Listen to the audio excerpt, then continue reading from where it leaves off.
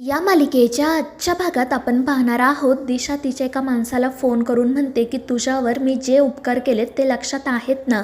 आणि त्यावर तो माणूस म्हणतो की हो दिशा मॅडम, सांगा मी तुमची काय सेवा करू. आणि ते ऐकून दिशा हसतच त्याला सांगू लागते की माझ्याकडे एक न्यूज आहे. उद्याच्या वर्तमानपत्रामध्ये फ्रंट पेजवर ती न्यूज छापून यायला हवी. आणि ते ऐकून तो माणूसही म्हणतो की ठीक आहे, पण नेमकी न्यूज आहे तरी काय. आणि मग दिशा त्याला असं सांगते की ती अहिल्यादेवी किर्लोस्कर तिच्या कंपनीत बनवल्या जाणाऱ्या फेस क्रीममध्ये एक असं केमिकल यूज करते ज्यामुळे ग्राहकांना त्रास होतोय. अनेक मुलींचे चेहरे जळाले आहेत, त्यांची लग्न तुटलेली आहेत, अनेक मुली डिप्रेशनमध्ये गेल्यात आणि आपल्याला तर माहितीही नसेल की कित्येक मुलींनी आत्महत्या केली आहे ते. त्यामुळे उद्याच्या फ्रंट पेजवर हीच बातमी छापून यायला हवी आणि त्यामध्ये तू असं लिहायचं की जनमतातून मागणी होत आहे की अहिल्यादेवी किर्लोस्करची ही कंपनी बंद व्हावी.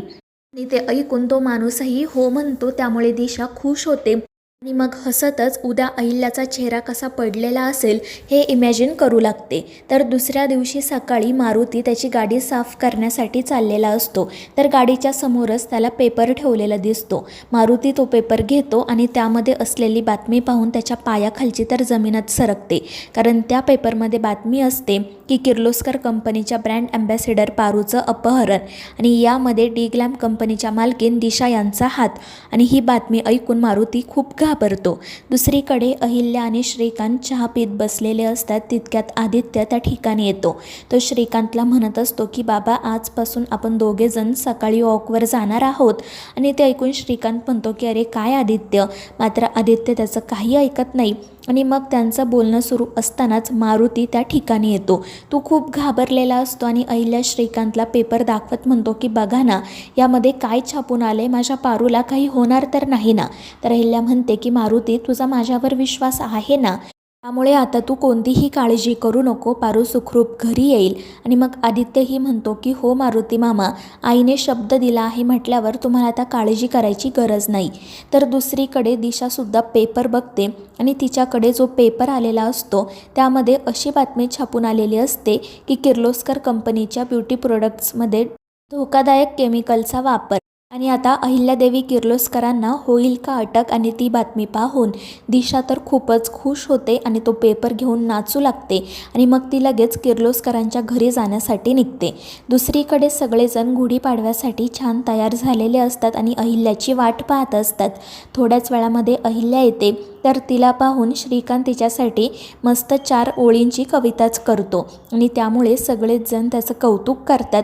तर दामिनी तिच्या नवऱ्याला म्हणजे मोहनला म्हणत असते की बघा, दादासाहेबांना वहिनींकडे बघून 4 ओळी तरी सुचल्या, तुमचं काय. आणि ते ऐकून मोहन म्हणतो की अगं वहिनी आहेच अशी की तिच्याकडे बघून दादाला काही ना काही सुचतं, पण तुझ्याकडे बघून मला एक शब्दही सुचत नाही. आणि ते ऐकून दामिनी चिडते. तर अहिल्या आणि श्रीकांत हसतच मोहनला सांगतात की अरे तिची मस्करी नको करू. आणि ते दामिनीला सुद्धा आनंदाने राहायला सांगतात. त्यानंतर मग ते सगळेजण गुढी उभारण्यासाठी बाहेर निघणार. इतक्यात त्यांना बाहेरून ढोल ताशांचा आवाज ऐकू येतो. त्या सगळ्यांनाच आश्चर्य वाटते, त्यामुळे ते बाहेर येतात. तर त्या सगळ्यांच्या मधून दिशा नाचतच पुढे येते. आणि तिला पाहून घरातील सगळेजण खूप चिडतात. दिशाला मात्र काही फरक पडत नसतो. ती हसतच अहिल्याच्या समोर जाते आणि तिला गुढीपाडव्याच्या शुभेच्छा देते. पण कोणीही तिच्याशी बोलत नाही. त्यामुळे दिशा म्हणते की तुम्ही सगळेजण बावळट आहात का, तुम्हाला शॉक बसलाय का मला बघून. पण घाबरू नका, मी तर इथे फक्त तुम्हाला गुढीपाडव्याच्या शुभेच्छा देण्यासाठी आले. आणि मग त्यानंतर ती प्रीतमच्या जवळ जाते आणि त्याचे गाल पकडते. त्यामुळे प्रिया तिच्यावर चिडते आणि तिला बाजूला व्हायला सांगते. मात्र दिशा म्हणत असते की गावंढळ प्रिया, तू ना आमच्यामध्ये येऊ नको, तू माझ्याकडून माझा प्रीतम हिसकावून घेतला. त्यानंतर ती अहिल्याकडे जात म्हणते की जसं तुम्ही माझ्याकडून माझा प्रीतम हिसकावून घेतला ना, तसंच आता मी तुमच्याकडून तुमची प्रॉपर्टी, बिझनेस सगळं काही हिसकावून घेणार आहे. आणि ते ऐकून अहिल्या म्हणते की दिशा, एक वेळ तू पैसा, संपत्ती सगळं काही हिसकावून घेशील सुद्धा, पण आम्ही जो विश्वास कमावला आहे, जी माणसं कमावली आहे, ती आमच्याकडून कशी काय हिसकावून घेशील ग तू. आणि ते ऐकून दिशा म्हणते की आता तू उगाच लेक्चर देऊ नको आणि तुला तर मी धडा शिकवणारच आहे. आणि त्यानंतर मी त्या पारूला सुद्धा जिवंत सोडणार नाही. आणि तिचं ते बोलणं ऐकून मारुती म्हणतो की दिशा मॅडम, प्लीज माझ्या पारूला काही करू नका. तर दिशा म्हणते की तू नोकर आहेस ना, मग प्लीज माझ्यापासून 4 हात लांबच राहा, माझ्या जवळ येऊ नको. आणि तिचं हे बोलणं सुरू असतानाच आदित्य त्याचा मोबाईल बाहेर काढतो आणि तिचं बोलणं रेकॉर्ड करायला सुरुवात करतो. तर इकडे दिशा तोंडाला येईल ते बोलत असते, अहिल्याला धमक्या देत असते.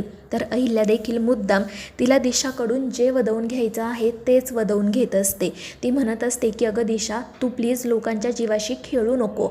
दिशा म्हणत असते की हे बघ, मला फक्त ना तुझा बदला घ्यायचा आहे आणि या सगळ्यामध्ये कोण जगते कोण मरते याने मला काही फरक पडत नाही आहे. आणि तू माझ्यावर काल आरोप करत होतीस ना की तुझ्या प्रोडक्टमध्ये ते सगळे केमिकल मी मिक्स केले, तर ठीक आहे, करते मी मान्य, हे सगळं मीच मिक्स केलं होतं. मात्र काय करू शकणार आहेस ग तू? काहीच नाही. आणि मला असं वाटतं की तू आजचा पेपर पाहिला नाही आहेस म्हणून इथे अशी आनंदात उभी आहे. आणि मग त्यानंतर दिशा तिच्या घरी आलेला तो पेपर घेऊन येते आणि त्यातली ती बातमी ती सगळ्यांना दाखवते. तर अहिल्या म्हणत असते की दिशा, माझ्याकडे सुद्धा पेपर येतो आणि त्यातली बातमी कदाचित तुझ्या कामाची असू शकते. आणि मग मारुती लगेच तो पेपर तिला देतो आणि त्यात आलेली ती पारूच्या अपहरणाची बातमी वाचून दिशाला तर मोठा धक्काच बसतो. ती म्हणत असते की हा काय बावळटपणा आहे, या पेपरमध्ये ही बातमी कोणी छापून आणली आणि मुळात मी त्या मूर्ख पारूला का किडनॅप करेल. आणि त्यावेळी आदित्य म्हणतो की हे बघ दिशा, आम्हाला सगळ्यांना असंच वाटते की पारूच्या अपहरणामागे तुझा हात आहे. आणि त्याच वेळी पोलिसांची गाडी त्या ठिकाणी येते. अहिल्या म्हणत असते की बघ दिशा, तुझ्या स्वागतासाठी पोलीससुद्धा आले.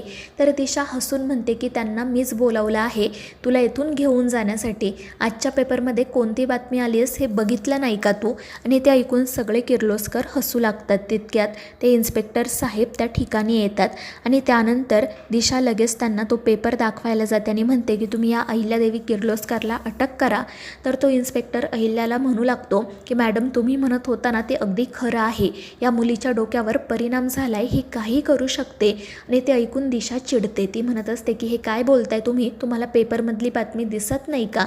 आणि मग त्यानंतर तो इन्स्पेक्टर तिला सांगतो की आजच्या सगळ्या पेपरमध्ये हीच बातमी छापून आली आहे की पारू मॅडमचं अपहरण झाले आणि त्यामागे तुमचा हात आहे. ते ऐकून दिशा म्हणते की हे कसं शक्य आहे?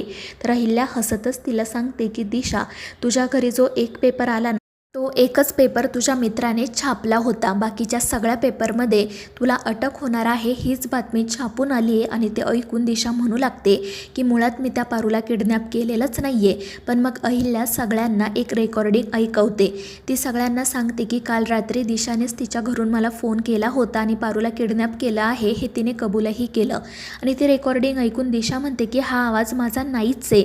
पण मग कोणी काही तिचं ऐकून घेत नाही. तितक्यात पोलिसांची एक टीम पारूला घेऊन त्या ठिकाणी येते. ते लोक सगळ्यांना सांगतात की आम्हाला पारू मॅडम दिशा मॅडमच्या घरी सापडल्या आणि त्यांनी तिथे बांधून ठेवलं होतं. ते ऐकून दिशा म्हणते की हे कसं शक्य आहे? तर या पारूला हातही लावलेला नाही आहे. आणि ती अहिल्याला म्हणू लागते की हा सगळा खेळ तुझाच आहे ना? तर अहिल्या म्हणते की दिशा, जरा आठवून बघ या सगळ्याची सुरुवात कोणी केली ते. आणि मग त्यानंतर आदित्यने दिशाचं जे बोलणं रेकॉर्ड केलेलं असतं ते बोलणं देखील तो सगळ्यांना ऐकवतो. त्यात दिशाने पारूला मारून टाकण्याची देखील धमकी दिलेलीच असते. आणि मग तितक्यात अहिल्या दिशाला अजून एक धक्का देते. दिशाच्या घरामध्ये काम करणारी एक सर्वंट त्या ठिकाणी येते. अहिल्या हसतच दिशाला सांगते ही गेल्या 2 महिन्यांपासून तुझ्या घरात काम करत होती फक्त माझ्यासाठी. ही माझी अत्यंत विश्वासू सहकारी आहे आणि हिनेच मला तुझ्या विरोधातील सगळे पुरावे दिलेत. आणि ते ऐकून दिशा तर खूपच चिडते आणि त्या मुलीच्या अंगावर धावून जाते. पण अहिल्या दिशाला थांबवते आणि तिच्याच कानाखाली मारते. तर मित्रांनो, या मालिकेच्या पुढील भागांच्या अपडेटसाठी आपल्या चॅनेलला सबस्क्राईब करा.